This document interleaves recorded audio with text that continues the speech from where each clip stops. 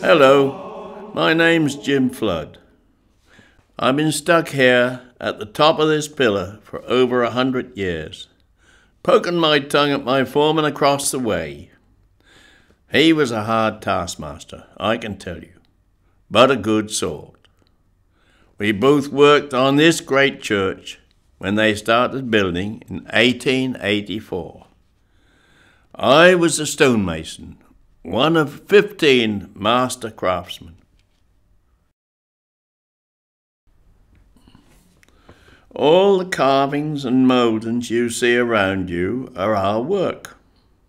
It took nearly 25 years to build this place once they started, and they didn't finish the east end, up there where the altar is, until 1910. I've watched all sorts go on from my perch during the past century. You'd hardly believe all I've seen. But we should go back to the beginning. This fine gentleman is the one we have to thank for our cathedral. His Grace, the Most Noble Henry Fitzalan Howard, 15th Duke of Norfolk, Earl Marshal and Premier Earl of England, who was born in 1847. His is a fine old Catholic family who kept their faith during and after the Reformation. The Dukes of Norfolk now have their seat in Arundel Castle in Sussex.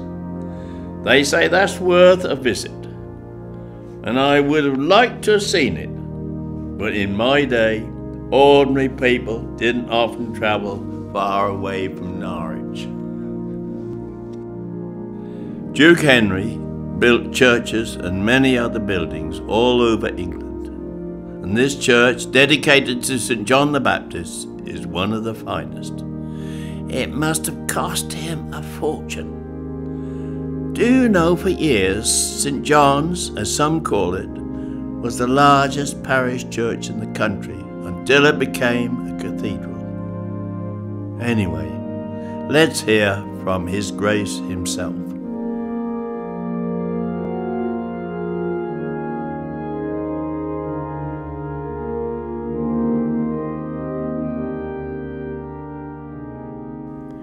Sometime in 1877, I received a letter from a Canon Richard Duckett in Norwich. He was hoping to secure a new Catholic church in the city. He knew of my interest in building churches and, of course, my links with Norfolk. Happily, congregations were growing too large for the existing Catholic churches, and a larger building was overdue. After some consideration, I determined to fund the building of a great church in the chief city of Norfolk, as a thank offering for my most happy marriage in the same year to Lady Flora Abney Hastings, my first Duchess. There were at that time many fine medieval churches in the city, but not one in the great early English Gothic style, and I chose this as the style for my church. I was able to acquire the site of the old borough jail outside St. Giles's gates, which was demolished to make way for the church. The great architect George Gilbert Scott Jr. designed the building in my chosen style, and the foundation stone was laid in 1884, just 7 years after I received that first letter from Canon Duckett. A great sadness occurred in 1887 with the tragic death of my dear wife Flora. The sunken chapel in the south aisle, where the windows commemorate her 4 names, Flora, Paulina, Hetty, Barbara, serves as a lasting memorial to her. She died just 3 years after the foundation stone had been laid. The architect's brother, John Oldred Scott, took over the commission following the illness and subsequent sad death of George Gilbert in 1897, and brought to completion the building his brother had started 13 years earlier. More than 30 years after Canon Duckett first wrote to me, my great church was finished, and it finally opened in 1910. I was most especially pleased by the magnificent windows, and I took a great personal interest in the design of the Queen's window in the north transept.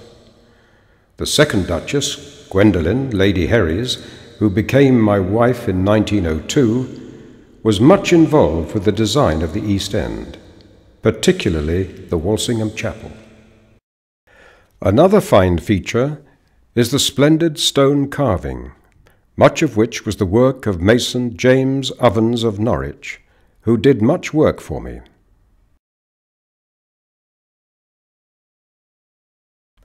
I thank Almighty God that despite several setbacks, we were able to complete this great work in the city. Duke Henry died in 1917, aged 69 years, leaving this wonderful gift to Norwich. I've seen so many things over the years from my perch up here. Great processions during the National Catholic Congress in 1912, thousands of baptisms, weddings, funerals. There was the memorial service for the fallen in the Great War, terrible bomb damage to the Great North Window in 1941. Many American GIs were married here in the war, and pilots used the tower to help them find their bearings when returning to East Anglia from bombing missions.